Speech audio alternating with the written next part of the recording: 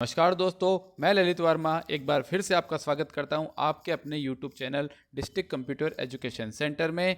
आज आपके लिए आज का दिन बहुत खास होने वाला है क्योंकि मैं आज आपके लिए लेके आया हूं मैराथन क्लास, जिसमें 70 प्रश्नों की सीरीज़ होगी। और ये प्रश्न वही प्रश्न हैं जो आगामी आपके परीक्षा जो है आपके 14 दिसंबर और 21 दिसंबर में आपसे पूछे जा सकते हैं। ये महत्वपूर्ण प्रश्न हैं जिनकी आप अच्छे से तैयारी कीजिए और अपने एग्ज़ाम को बेहतर बनाइए। आपका पहला प्रश्न दोस्तों, विंडो 10 में स्क्रीन की पृष्ठभूमि को कहा जाता है। विंडो 10 में जो पृष्ठभूमि है उसे कहा जाता है डेस्कटॉप। दोस्तों, डेस्कटॉप मतलब कंप्यूटर स्टार्ट करते जो पहली स्क्रीन शो होती है उसे कहते हैं डेस्कटॉप।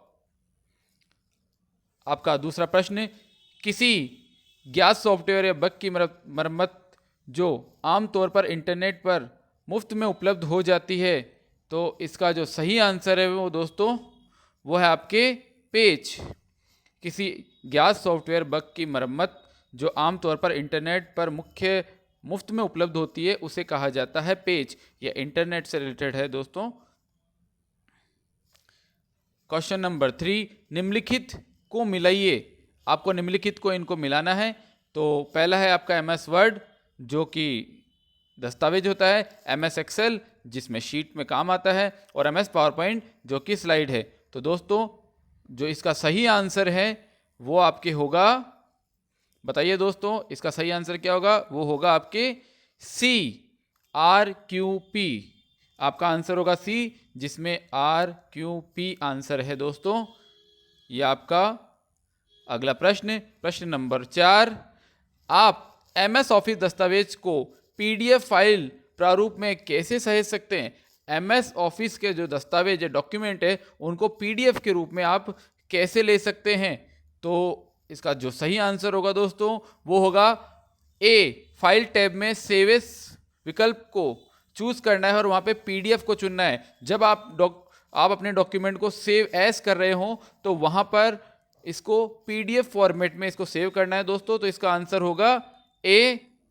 प्रश्न नंबर 5, रिसाइकिल बिन का मुख्य कार्य क्या होता है? दोस्तों रिसाइकिल बिन का मुख्य कार्य एक ही होता है कि जो भी आप फाइल वगैरह डिलीट करते हैं वो कहाँ जाती है? रिसाइकिल बिन में। तो आंसर क्या होगा दोस्तों बताइए?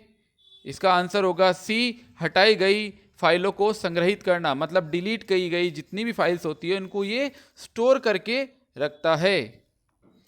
प्रश्न नंबर 6, निम्नलिखित में से कौन सा विकल्प इस क्रिया को निर्दिष्ट करता है? किसी वस्तु को गंतव्य तक ले जाने समय माउस बटन को दबाए रखता है। तो बताइए दोस्तों इसका आंसर क्या होगा? क्वेश्चन नंबर 6 का आंसर होगा ड्रैगिंग। जब आप क्लिक दबाकर माउस पॉइंटर का क्लिक दबाकर आप उसको ड्रैग करते हैं तो इसी को बोलते हैं ड्रैग करना।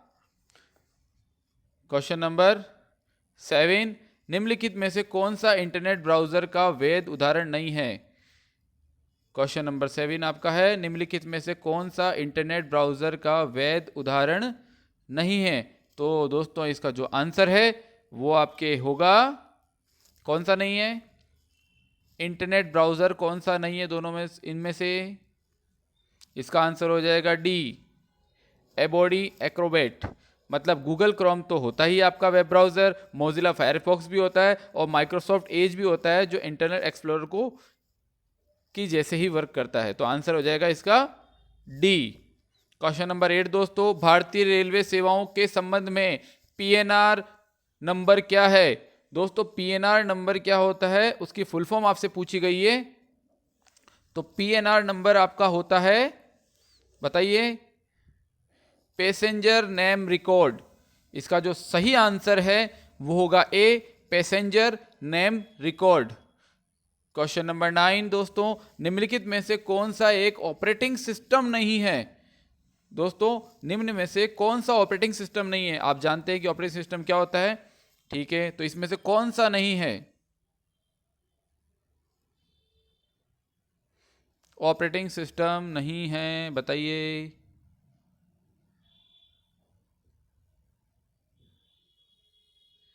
विंडो 9। क्योंकि विंडो 8 वर्जन उसका आया है, विंडो 7 भी आया है, विंडो एक्सपी भी है और 8.1 भी है, लेकिन विंडो 9 ऑपरेटिंग सिस्टम नहीं है दोस्तों। इसमें कंफ्यूज होने वाला ये था कि सभी में विंडो लिखा है, लेकिन विंडो 9 ऐसा कोई संस्करण मतलब वर्जन नहीं आया है। विंडो हाँ विंडो 9। चलो क्वेश्चन नंबर 10 दोस्तों, स्प्रेडशीट में डेटा कैसे व्यवस्थित किया जाता है? स्प्रेडशीट में डेटा को कैसे व्यवस्थित किया जाता है? तो इसका सही आंसर होगा रो और कॉलम में, क्योंकि एक्सेल की जो स्प्रेडशीट होती है उसमें रो और कॉलम से मिलके बनते हैं सेल, उसी में डेटा को स्टोर किया जाता है। तो इसका जो सही आंसर होगा वो आपके होगा सी। क्वेश्चन नंबर 11 दोस्तों, डॉट मैट्रिक एक प्रकार का है, डॉट मैट्रिक एक प्रकार का प्रिंटर है, इसका आंसर हो जाएगा सी प्रिंटर, यानी एक प्रिंटर का एग्जाम्पल है। क्वेश्चन नंबर 12 आपका, निम्नलिखित में से कौन सी व्यवस्था आरोही क्रम में सही ढंग से रखी गई है? आरोही क्रम में कौन सी व्यवस्था जमाई गई है? तो दोस्तों इसका जो सही आंसर है बताइए क्या हो सकता है? इसका जो सही आंसर है दोस्तों वो होगा आपके डी। इसका जो सही आंसर है वो होगा इसका डी।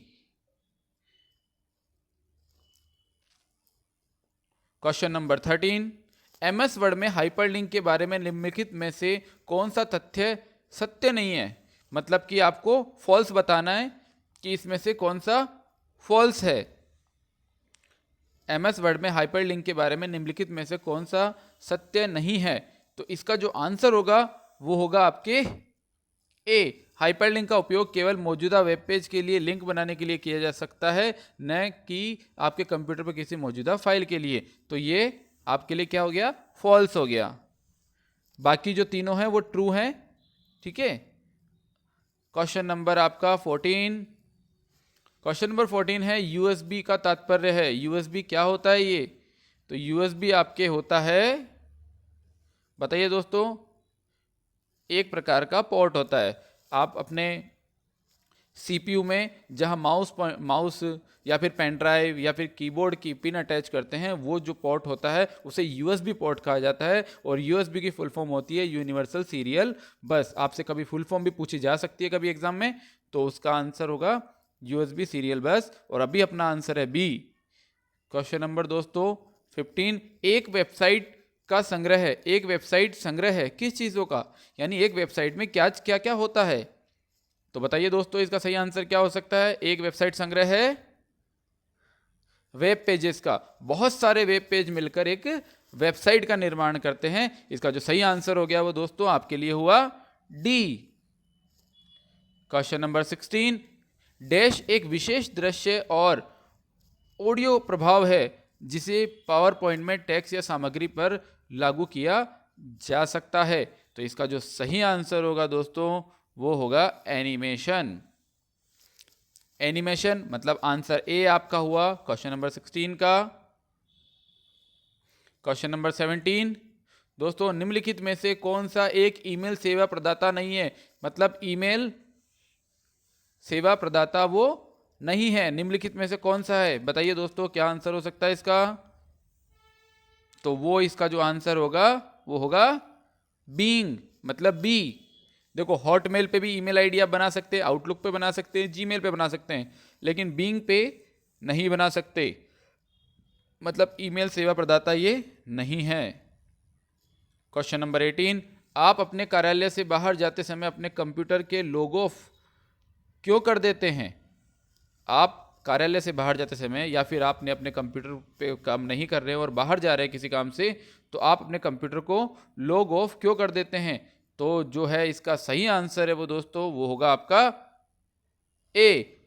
कोई आपकी फाइल पासवर्ड आदि चुरा सकता है, इसीलिए हम क्या करते हैं उसको लॉग ऑफ कर देते हैं। जी हाँ दोस्तों, कभी भी आप अगर अपने कंप्यूटर पे काम करते करते बाहर जाएं तो उसको लॉग ऑफ करके जाइए, जिससे कि कोई भी उस पर फिर पासवर्ड वगैरह और आपकी फाइल वगैरह नहीं चुरा सकता है। क्वेश्चन नंबर 19, डैश शिकायत निवारण के पारदर्शी और जवाबदेह साधन देकर राज्य के निवासियों को सशक्त बनाने के लिए एक अभिनव ई गवर्नेंस परियोजना है, जिसे क्या कहा जाता है दोस्तों? तो उसे कहा जाता है एकदम सही जवाब ए, राजस्थान संपर्क ऐप। आपके SSO ID में ही ये भी मिलता है आपको, राज संपर्क, जिसमें आप अपनी शिकायत राजस्थान गवर्नमेंट के किसी भी विभाग से रिलेटेड अगर आपको शिकायत करनी हो तो आप राज संपर्क ऐप में जाके कर सकते हैं। इसका जो सही आंसर हो गया वो ए। क्वेश्चन नंबर 20, आधार के संबंध में निम्नलिखित में से कौन सा कथन सत्य सही नहीं है? तो बताइए आधार के बारे में कौन सा कथन सही नहीं है? तो दोस्तों जो इसका आंसर है वो होगा सी, आधार कार्ड में अपडेट नहीं हो सकते। ये कथन गलत है। आधार कार्ड में आप अपडेट करवा सकते हैं, माना कि उसमें लिमिट होती है कि आप नाम इतनी बार करेक्शन करा सकते हैं, फ़ोन नंबर या फिर एड्रेस, इन चीज़ों के लिए एक लिमिट होती है सब चीज़ों के लिए, लेकिन फिर भी अपडेट तो करा ही सकते हैं हम। तो इसका आंसर हो जाएगा सी। क्वेश्चन नंबर 21 दोस्तों, 21, आपके फ़ोन पर डैश सेवा यह पता लगाने के लिए फ़ायदेमंद है कि आप नक्शे और नेविगेशन पर कहाँ हैं। तो बताइए दोस्तों, बहुत इजी क्वेश्चन है आपके लिए ये, कि आपके फ़ोन पर एक ऐसी सेवा है जो नक्शे और नेविगेशन का काम करते हैं आपके लिए। तो दोस्तों इसका सही आंसर क्या हो सकता है? इसका आंसर होगा GPS, मतलब सी। आंसर सी इसका होगा, ग्लोबल पोजिशनिंग सिस्टम, GPS की फुल फॉर्म। कल अपनी क्लास में इसकी फुल फॉर्म पूछी गई थी। आंसर हो जाएगा इसका सी। क्वेश्चन नंबर 22, फाइल को CD में कॉपी करने की प्रक्रिया कहलाती है।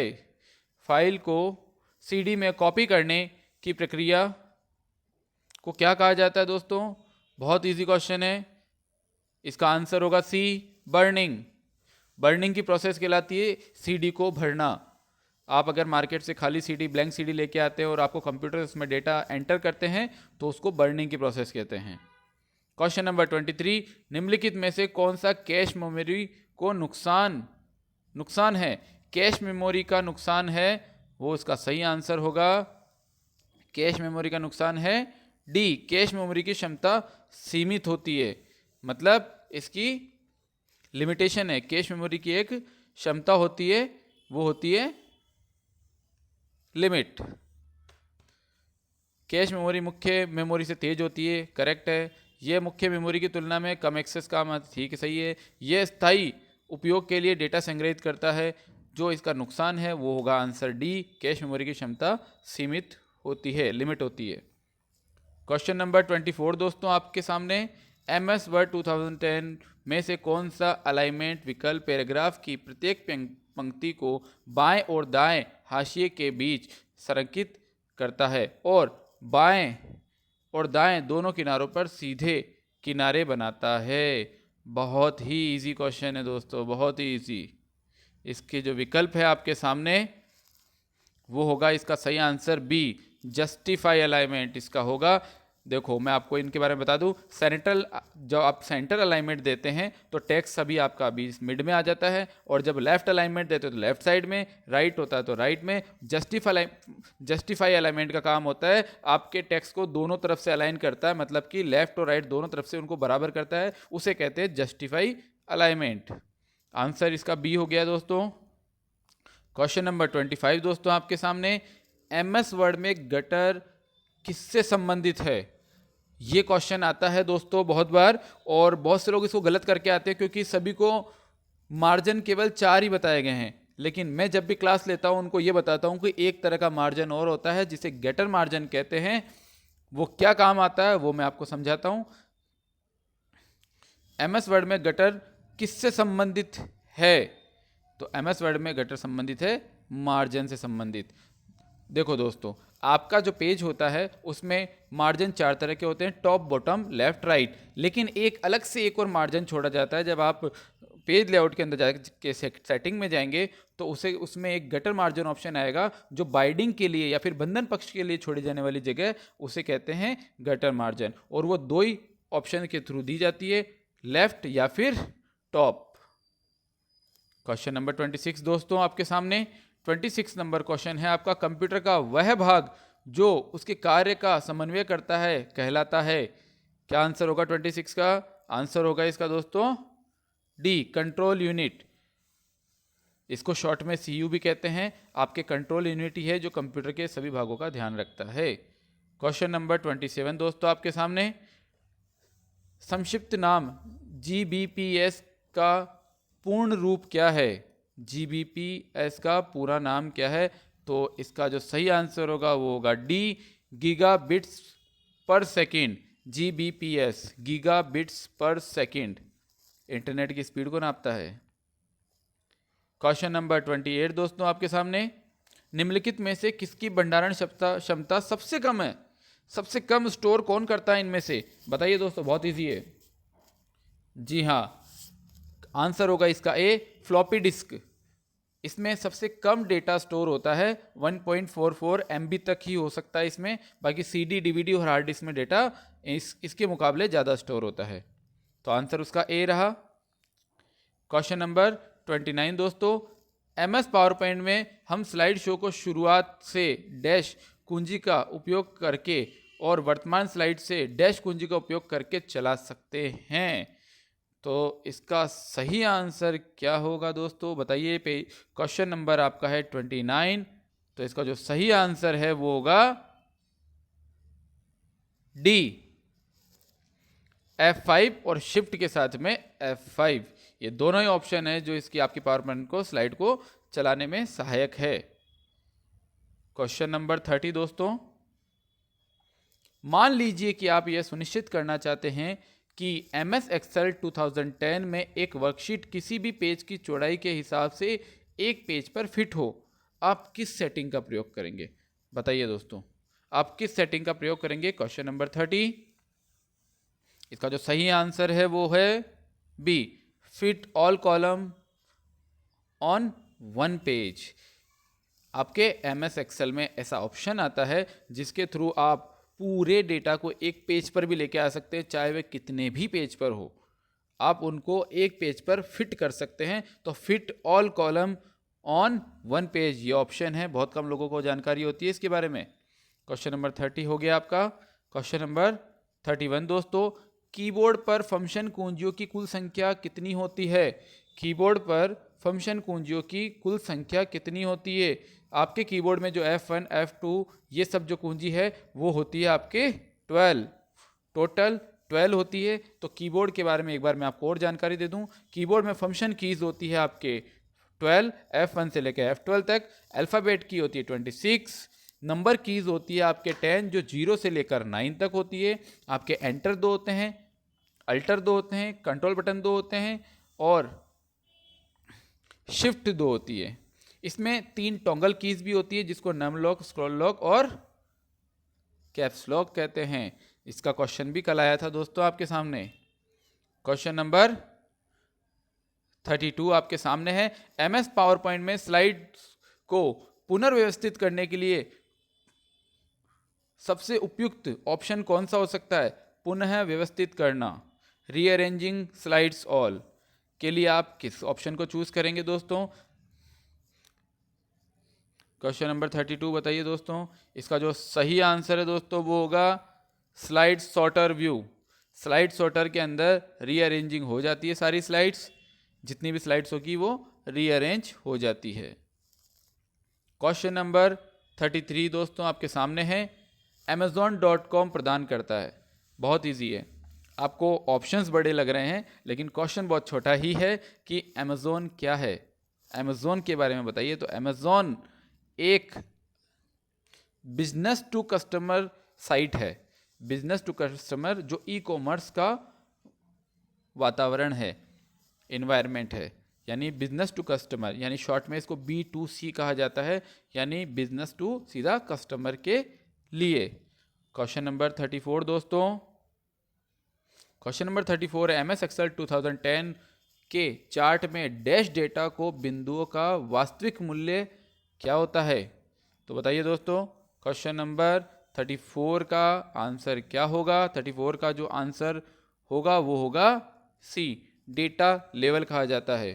यानी MS Excel 2010 के चार्ट में डैश डेटा बिंदुओं को वास्तविक मूल्य होता है वो कहलाता है data level. Question number 35, barcode reader, इसका एक उदाहरण बताइए। बारकोड रीडर किसका उदाहरण है बताइए? बारकोड रीडर आप अपने किसी भी प्रोडक्ट के ऊपर देखेंगे सलाखेनुमा जो लाइंस होती है उन्हें कहा जाता है बारकोड, और उनको रीड करने के लिए एक डिवाइस होता है उसे कहा जाता है बारकोड रीडर। तो उसका सही आंसर आपके बी होगा, इनपुट डिवाइस। आपके बारकोड रीडर जो होता है वो एक इनपुट डिवाइस होता है, क्योंकि उस प्रोडक्ट की सारी डिटेल वो कंप्यूटर में एंटर कर देता है जैसे ही वो उसको स्कैन करता है। आप किसी भी प्रोडक्ट में उठा के देख सकते हैं, QR कोड स्कैनर भी ऐसे ही होते हैं, OCR भी ऐसे ही होता है। तो ये सभी इनपुट डिवाइस होते हैं दोस्तों। क्वेश्चन नंबर 35 कंप्लीट हुआ अपना।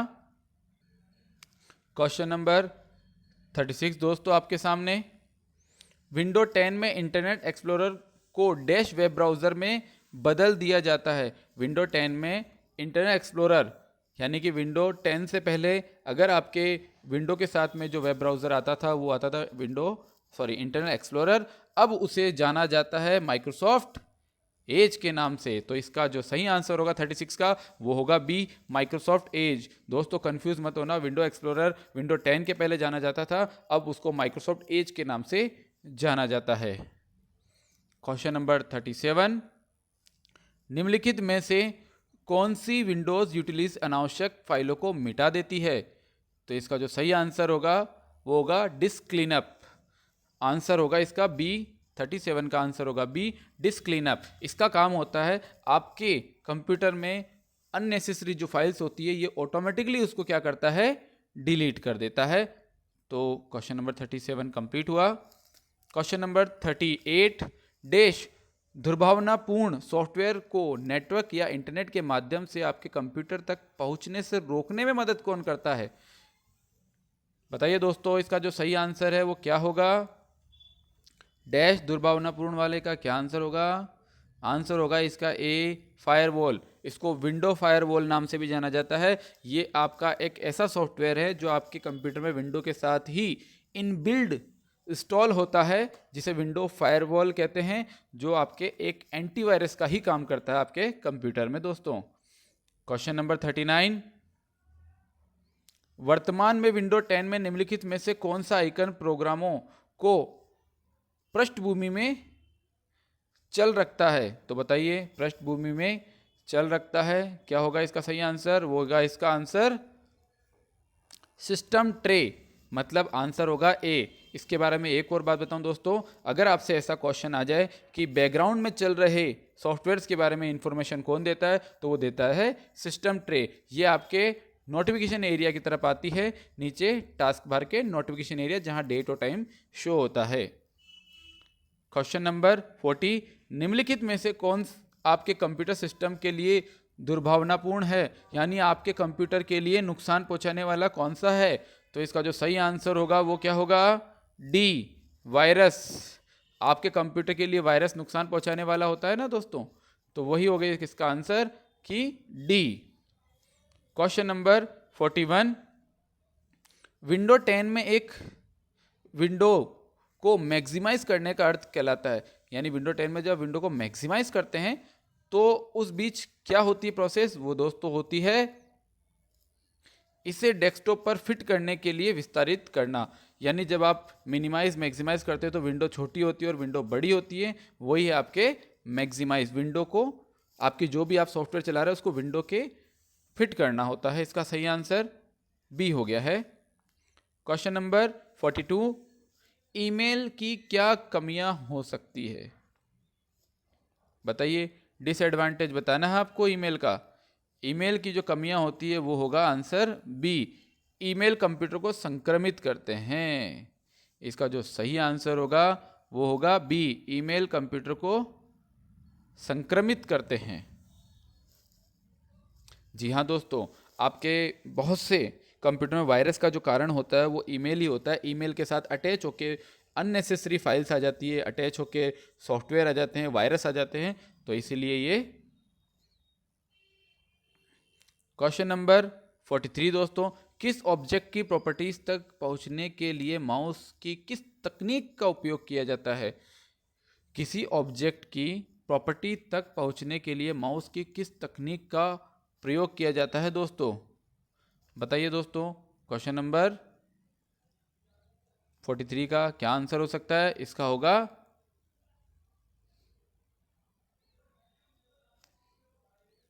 Right click. इसका जो सही आंसर होगा वो होगा राइट क्लिक। किसी ऑब्जेक्ट की प्रॉपर्टी तक पहुंचने के लिए माउस की किस तकनीक का उपयोग करते हैं? जब आप किसी ऑब्जेक्ट पे जाके राइट क्लिक करते हैं तो नीचे प्रॉपर्टी ऑप्शन आ जाता है दोस्तों, वहां से आप उसकी पूरी इंफॉर्मेशन ले सकते हैं। Question number 44, dash mobile operating system का उदाहरण नहीं है। मोबाइल ऑपरेटिंग सिस्टम कौन सा नहीं है दोस्तों, बताइए। वो होगा, आंसर इसका होगा डी, गूगल जिमिनी, क्योंकि जिमिनी ऑपरेटिंग सिस्टम नहीं है, जिमिनी तो एआई है। अभी आप लोगों ने देखा होगा गूगल का जो एआई है वो जिमिनी है, तो इसका सही आंसर हो गया डी। क्वेश्चन नंबर 45 दोस्तों, 45 है आपके, किसी डॉक्यूमेंट के प्रिंट होने से पहले कैसा दिखेगा यह जांचने के लिए किस कमांड का उपयोग किया जा सकता है? डॉक्यूमेंट प्रिंट होने के पहले वो कैसा नजर आएगा, प्रिंट होने के बाद, वो देखने के लिए दोस्तों इसका सही आंसर होगा प्रिंट प्रीव्यू। प्रिंट प्रीव्यू, जैसे नाम से ही आपको पता चल रहा है प्रिंट होने के पहले उसका प्रीव्यू देखना हो तो वही कहलाता है प्रिंट प्रीव्यू। क्वेश्चन नंबर 36 दोस्तों, डिजिटल हस्ताक्षर किसे प्रमाणित नहीं कर सकते हैं? डिजिटल हस्ताक्षर, डिजिटल सिग्नेचर किसको प्रमाणित नहीं कर सकते हैं? तो दोस्तों बताइए किसको नहीं कर सकते? डॉक्यूमेंट की हार्ड कॉपी को प्रमाणित नहीं करते, क्योंकि डिजिटल हस्ताक्षर केवल डिजिटल ही होते हैं, डॉक्यूमेंट की हार्ड कॉपी को वो प्रमाणित नहीं कर सकते। क्वेश्चन नंबर 47, निम्नलिखित में से किसकी आवश्यकता किसी उपयोगकर्ता द्वारा इंटरनेट का उपयोग करने से पहले होती है? इंटरनेट उपयोग से पहले किन चीज़ों की जरूरत पड़ती है और आपको इसमें सुमेल करना है, मतलब कि विकल्प चुनना है इनमें से। तो बताइए दोस्तों क्या विकल्प हो सकता है इसमें से? इसका जो सही आंसर होगा वो आंसर होगा दोस्तों डी। देखो अपन मिलाते हैं ऑल।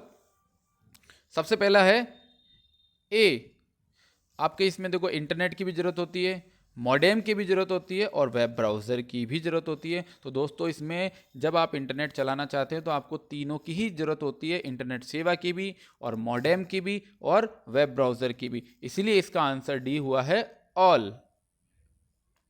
क्वेश्चन नंबर 48 दोस्तों, किसी डॉक्यूमेंट में एक नया पैराग्राफ दर्ज करने के लिए कौन सा बटन दबाया जाता है? तो दोस्तों सबसे इजी क्वेश्चन है अभी का ये, इसका जो आंसर होगा वो होगा डी, एंटर। अगर आपसे पूछा जाए कि डॉक्यूमेंट में नया पैराग्राफ एंटर करना है तो क्या करोगे? वो एंटर ही होगा, और लाइन बदलने के लिए भी आपको एंटर बटन ही दबाना होता है। क्वेश्चन नंबर 49, जीमेल में कंपोज पर क्लिक करके क्या होता है? जीमेल पर जब आप क्लिक करते हैं तो क्या होता है दोस्तों? वो होता है आपके आंसर बी, आप एक ईमेल संदेश लिख सकते हैं। मतलब नया मेल भेजने के लिए किस पे क्लिक करना होता है? कंपोज पे। या फिर आपसे क्वेश्चन पूछा जाए कि कंपोज पे क्लिक करने पे क्या होता है, आप एक नया संदेश लिख सकते हैं। तो इसका आंसर हो गया बी दोस्तों। क्वेश्चन नंबर 50, जब कॉलम जानकारी दर्शाने के लिए पर्याप्त बड़ा नहीं हो तो MS एक्सेल द्वारा क्या निर्देश दिया जाता है, या फिर क्या एक एरर आता है, वो कौन सा होता है दोस्तों? बता सकते हो आप? हैश। जब आपके नंबर वैल्यू अगर उसमें बड़ी होती है और कॉलम छोटा होता है तो वो क्या करता है? हैश के रूप में आपको इंगित करता है और आप अपना कॉलम बड़ा करके उसको वापस नॉर्मल देख सकते हो। तो इसका आंसर हो जाएगा ए। क्वेश्चन नंबर 51 दोस्तों, सुरक्षित वेबसाइट से संबंधित कथन पर विचार कीजिए। सुरक्षित वेबसाइट के संबंधित कथन पर विचार करना है दोस्तों। चलो विचार करते हैं। ऑप्शन इसका देखते हैं। इसके वेब पते की शुरुआत में हाँ सही है एकदम। इसके वेब पते की शुरुआत में हमेशा HTTPS होगा, ओके सही है। इसमें ब्राउज़र विंडो फ्रेम में हमेशा एक पैडलॉक चिन्ह होता है, ओके। हमेशा थर्ड है इसमें हमेशा .com डोमेन होता है। चलो दोस्तों, तो इसका जो सही आंसर होगा वो क्या हो सकता है बताइए? इसका जो सही आंसर होगा वो होगा दोस्तों सी। इसका सही आंसर होगा सी, 1 and 2 ओनली। .com होना कंपलसरी नहीं है दोस्तों। क्वेश्चन नंबर 52 दोस्तों आपके सामने, MS पावर पॉइंट 2010 में यदि आप प्रेजेंटेशन को समाप्त करना चाहते हैं तो आपको दबाना होगा। MS पावर पॉइंट में अगर आप प्रेजेंटेशन को समाप्त करना चाहते हैं, मतलब बाहर आना चाहते हैं, तो आप कौन सी की से बाहर आ सकते हैं? इसका सही आंसर होगा आपके ए, एस्केप की। कीबोर्ड की एस्केप की दबाकर आप अपनी प्रेजेंटेशन से बाहर आ सकते हैं दोस्तों। तो आंसर हुआ इसका ए। क्वेश्चन नंबर 53 दोस्तों, निम्नलिखित में से किस शॉर्टकट कुंजी का उपयोग वर्तमान या सक्रिय विंडो को बंद करने के लिए किया जाता है? ओके, शॉर्टकट कुंजी का उपयोग करके आप अपनी जो करंट विंडो चल रही है उसको बंद कर सकते हैं। वो कौन सी शॉर्टकट की है दोस्तों? अल्ट के साथ में F4। इसका जो सही आंसर है दोस्तों वो ए होगा। अल्ट के साथ में F4 से आप जो भी विंडो, आपकी करंट विंडो ओपन है वो बंद हो जाती है, और शटडाउन के लिए ऑप्शन भी इसी से खुलता है। मतलब शटडाउन के लिए शॉर्टकट की भी यही मानी जाती है। क्वेश्चन नंबर 54, निम्नलिखित में से कौन एक सर्च इंजन है? सर्च इंजन इनमें से कौन सा है दोस्तों, बता सकते हैं आप? तो इसका जो सर्च इंजन होगा वो होगा आपके सी, गूगल एक सर्च इंजन है। गूगल एक सर्च इंजन है दोस्तों। आंसर होगा इसका सी। क्वेश्चन नंबर 55, मेमोरी की इकाइयां टीबी, केबी, जीबी और एमबी को सही क्रम में व्यवस्थित कीजिए। टीबी, केबी, जीबी और एमबी को सही क्रम में जमाना है। तो दोस्तों जमाते हैं इसको अपन सही क्रम में, क्वेश्चन नंबर 55 को। और इसका आंसर क्या हो सकता है बताइए आप लोग? इसका आंसर होगा आपके दोस्तों सी। देखिए, टीबी मतलब टेराबाइट, उससे छोटी होती है जीबी मतलब गीगाबाइट, उससे छोटी होती है एमबी मतलब मेगाबाइट, और उससे छोटी होती है केबी मतलब किलोबाइट। तो इसका जो सही आंसर होगा दोस्तों आपके लिए वो आंसर होगा सी। क्वेश्चन नंबर 56 दोस्तों, निम्नलिखित में से कौन सा MS एक्सेल 2010 में चार्ट का प्रकार नहीं है? MS एक्सेल में चार्ट का प्रकार नहीं है, तो बताइए दोस्तों क्वेश्चन नंबर 56 का क्या आंसर होगा? वो होगा एरिया। ये एक चार्ट का प्रकार नहीं है। बाकी रेक्टेंगल, पाई, लाइन ये सब है, लेकिन ये इसका आंसर होगा। आंसर होगा दोस्तों क्वेश्चन नंबर 56, निम्नलिखित में से कौन सा MS एक्सेल में चार्ट का प्रकार नहीं है? तो इसका जो सही आंसर होगा ना दोस्तों वो होगा आंसर आपके बी, रेक्टेंगल। ऐसा कोई चार्ट नहीं होता है, जबकि एक्सेल में एरिया चार्ट भी होता है, पाई चार्ट भी होता है और लाइन चार्ट भी होता है। ये रेक्टेंगल कोई चार्ट नहीं होता, ये तो एक शेप का साइज है। ओके दोस्तों, करेक्ट कर लीजिएगा इसको। क्वेश्चन नंबर 57, CPU निम्नलिखित दो छोटे घटकों से बना है। CPU निम्नलिखित दो छोटे घटकों से बना है, वो किन से मिलके बना है? तो दोस्तों जो है इसका सही आंसर होगा वो मिलके बना है ALU एंड CU, मतलब कि अर्थमेटिक लॉजिक यूनिट, और CU की फुल फॉर्म होती है आपके कंट्रोल यूनिट। तो इसका आंसर होगा आपके ए, ALU एंड CU। तो ये महत्वपूर्ण है इनमें। क्वेश्चन नंबर 58 दोस्तों आपके सामने, यदि आप किसी ईमेल संदेश के डैश बॉक्स में प्राप्तकर्ता का ईमेल पता जोड़ते हैं तो संदेश की एक प्रति उस प्राप्तकर्ता को भी भेज दी जाती है, और प्राप्तकर्ता का नाम संदेश के अन्य प्राप्तकर्ताओं को दिखाई नहीं देता है। तो बताइए दोस्तों क्या हो सकता है इसका आंसर? आपके पास ऑप्शन सामने है आपके। इसका जो सही आंसर होगा वो होगा सी, कार्बन कॉपी। तो एक चीज़ बता दूं, ईमेल भेजते हैं तब आपके सामने एक ऑप्शन आता है टू CC और BCC। टू मतलब किसी एक को भेजना हो, C मतलब कार्बन कॉपी किसी और को भी भेजना हो, सेम मेल अगर किसी और को भी भेजना हो उसे कार्बन कॉपी कह सकते हो, और BCC मतलब होता है ब्लाइंड कार्बन कॉपी। इसकी फुल फॉर्म भी आपके पूछी जाती है एग्जाम में। BCC मतलब होता है ब्लाइंड कार्बन कॉपी। अभी जो अपना प्रश्न है उसका आंसर होगा बी, मतलब CC। क्वेश्चन नंबर 59 दोस्तों आपके सामने है, निम्नलिखित में से कौन कंप्यूटर सिस्टम में हार्डवेयर के उदाहरण हैं? हार्डवेयर कौन से हैं इनमें से? दोस्तों आपको बताना है कि इनमें से हार्डवेयर कौन सा है। तो इसका जो सही आंसर है दोस्तों वो हो जाएगा आपके ए, इनपुट और आउटपुट। इनपुट और आउटपुट डिवाइस जो होते हैं वो हार्डवेयर ही होते हैं। बाकी MS Excel 2010 वगैरह ये सॉफ्टवेयर हैं, MS पेंट सॉफ्टवेयर है, गूगल क्रोम भी सॉफ्टवेयर है। बाकी इनपुट आउटपुट आपके हार्डवेयर कहलाते हैं।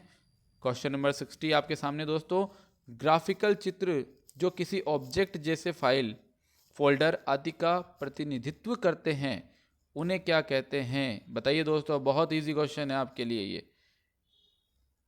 इसका सही आंसर होगा सी, आइकन्स।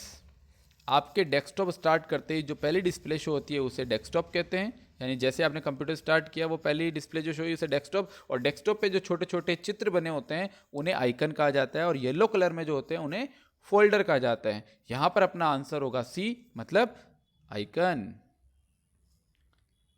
क्वेश्चन नंबर 61 दोस्तों वो आपका है, NVSP पोर्टल का उपयोग निम्नलिखित में से नहीं किया जाता है। किसके लिए नहीं किया जाता है? आपके पास 4 ऑप्शन आपके सामने हैं दोस्तों। जो इसका सही आंसर होगा वो होगा डी, मतदाताओं को ईमेल भेजने के लिए नहीं किया जाता। NVSP पोर्टल का काम होता है आपके दोस्तों मतदाता सूची में नाम खोजने के लिए, बूथ PC आदि जानने के लिए, नए मतदाता का भी पंजीकरण करने के लिए। तो जो इसका जो सही आंसर है वो आपके दोस्तों वो आपके होगा डी। क्वेश्चन नंबर 62 दोस्तों, डैश एक एप्लीकेशन सॉफ्टवेयर है जो शिक्षकों को अपने पाठ को केवल व्याख्यान देने और ब्लैक बोर्ड पर लिखने की तुलना में अधिक गतिशील तरीके से प्रस्तुत करने की अनुमति देता है। तो बताइए दोस्तों इसका सही आंसर क्या हो सकता है? इसका जो सही आंसर होगा वो दोस्तों है आपका सी, MS power point. MS power point एक ऐसा है जिसमें स्लाइड्स बनाकर अध्यापक अपने अध्ययन का काम अच्छे से कर सकता है, जिसमें अपने आज जो टॉपिक पढ़ाना है उसकी PPT रेडी करके वो उसको पढ़ा सकता है। तो 62 क्वेश्चन का आंसर होगा आपके सी, MS power point. Question number 63 दोस्तों, कंप्यूटर सिस्टम का प्रत्येक घटक या तो डैश है। कंप्यूटर सिस्टम का प्रत्येक घटक या तो डैश है। इसका जो सही है आंसर वो है ए, हार्डवेयर और सॉफ्टवेयर। कंप्यूटर सिस्टम का घटक या तो हार्डवेयर हो सकता है या फिर सॉफ्टवेयर हो सकता है। तो इसका जो सही आंसर है दोस्तों वो आपका आंसर होगा ए। नेक्स्ट क्वेश्चन दोस्तों आपके सामने 64, MS वर्ड में डैश आपको कई डॉक्यूमेंट्स को एक साथ देखने और तुलना करने की अनुमति देता है। ये क्या होगा बताइए आंसर। क्वेश्चन नंबर 64 का आंसर दोस्तों क्या होगा MS वर्ड में? हाँ जी दोस्तों, स्प्लिट स्क्रीन। स्प्लिट स्क्रीन क्या करती है कि आप अपनी स्क्रीन पर कई सारे डॉक्यूमेंट एक साथ ओपन कर सकते हैं। तो MS वर्ड में डैश आपको कई डॉक्यूमेंट को एक साथ देखने और तुलना करने की अनुमति देता है, वो होता है answer A, split screen.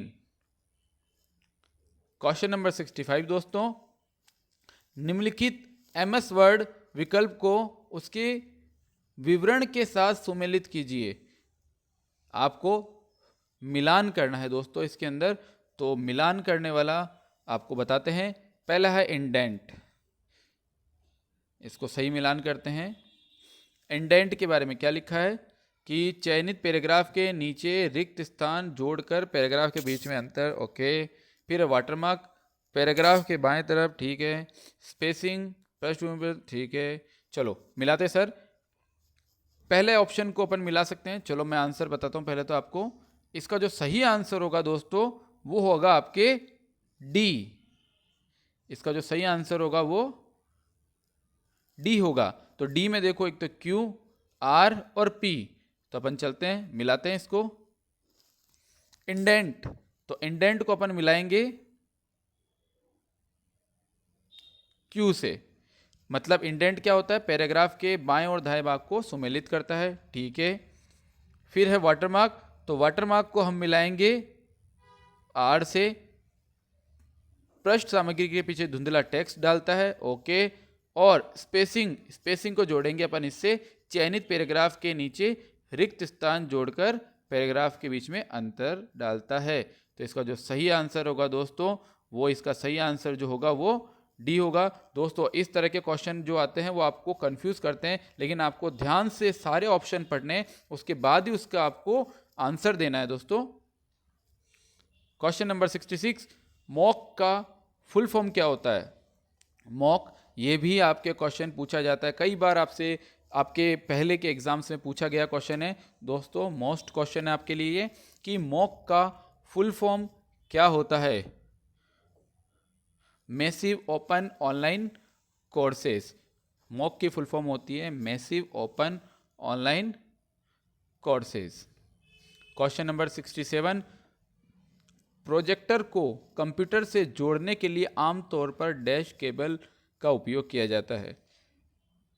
Projector को अगर आप जोड़ना चाहते हो तो कौन सी केबल यूज़ करोगे? वो होगा answer B, HDMI cable. HDMI cable मतलब हाई डेफिनेशन। आज ही अपन ने बात करी थी इसके बारे में सुबह की क्लास में। तो प्रोजेक्टर को जब भी अगर आपको अपने कंप्यूटर से जोड़ना होता है तो आप HDMI केबल के थ्रू ही जोड़ सकते हैं, चाहे वो कंप्यूटर हो चाहे लैपटॉप हो, कोई भी हो सकता है। क्वेश्चन नंबर 68 दोस्तों, मान लीजिए किसी डायरेक्टरी में सब डायरेक्टरी और कुछ फाइलें हैं, ओके। जब भी आप डायरेक्टरी को एक स्थान से दूसरे स्थान पर ले जाते हैं तो क्या होता है? दोस्तों ये प्रश्न भी बहुत बार आपके RSCET एग्जाम में आ चुका है, तो मोस्ट इंपॉर्टेंट है ये भी आपके लिए क्वेश्चन। ये क्वेश्चन क्या कहना चाहता है मैं आपको बता दूं। ये कहना चाहता है कि जब आप किसी फोल्डर को कॉपी करते हैं तो क्या फोल्डर के अंदर की सारी फाइलें या फिर अंदर और कोई फोल्डर हो वो भी आपके साथ ही जाता है या फिर नहीं? तो इसका जो सही आंसर होगा दोस्तों, बताइए क्या हो सकता है? इसका जो सही आंसर है वो दोस्तों वो होगा, बताइए क्या हो सकता है? आंसर होगा इसका डी, ए और बी विकल्प। तो मैं आपको पढ़ के बताता हूं। ए विकल्प, सबसे पहले डायरेक्टरी के अंदर की सभी डायरेक्टरी साथ ही जाएगी। ऑब्वियसली दोस्तों जब किसी फोल्डर को कॉपी किया जाता है तो उसके अंदर वाला फोल्डर भी साथ ही जाएगा, ठीक है। फिर बी ऑप्शन, उस डायरेक्टरी के अंदर की सभी फाइलें साथ में जाएगी, मतलब स्थानांतरित, मतलब ट्रांसफर होएगी। ये भी एकदम सही जवाब है। तो दोस्तों आपके इस प्रश्न का आंसर हो जाता है डी। इसका सही आंसर है डी। क्वेश्चन नंबर 69 दोस्तों, पोर्टल का उपयोग मुख्य रूप से बस टिकट बुक करने के लिए किया जाता है। दोस्तों बस का टिकट बुक करने के लिए किया जाता है, बताइए क्या हो सकता है? आंसर होगा इसका सी, RSRTC। देखो IRCTC तो आपको पता ही है रेलवे के लिए, NVSP होता है आपके, बताइए,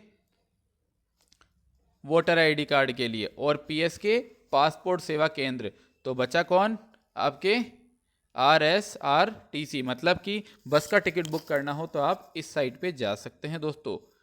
क्वेश्चन नंबर 70 दोस्तों, आज की क्लास का लास्ट प्रश्न है, CD-ROM और CD-RW में क्या अंतर है? CD-ROM CD-RW में क्या डिफरेंस है? तो इसका जो सही आंसर होगा दोस्तों वो होगा आपके आंसर डी। CD-RW पर लिखा जा सकता है लेकिन CD-ROM को केवल पढ़ा जा सकता है।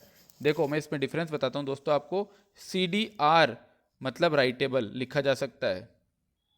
CD-R और CD, जी दोस्तों, CD-ROM और CD-RW में यही डिफरेंस है। RW मतलब री राइटेबल होता है। तो कभी ऐसा प्रश्न आए तो उसका ध्यान से आप आंसर दीजिएगा। तो अभी अपना आंसर होगा वो आंसर होगा डी। दोस्तों अपने 70 प्रश्नों की जो मैराथन क्लास है वो समाप्त होती है। आगे और मैराथन क्लास लेकर आएंगे दोस्तों हम आपके लिए। मैं आशा करता हूं कि आपके RSCET की परीक्षा की तैयारी बहुत अच्छी चल रही होगी, और ये मैं गारंटी देता हूं कि आप अगर हमारी ये टेस्ट सीरीज़ वगैरह देखते हैं तो 100% आप पास होंगे दोस्तों। आप बिल्कुल भी चिंता ना करें, आप हमारी टेस्ट सीरीज़ के साथ हमारे साथ बने रहिए। हमारी वीडियो को लाइक करें, सब्सक्राइब करें। धन्यवाद।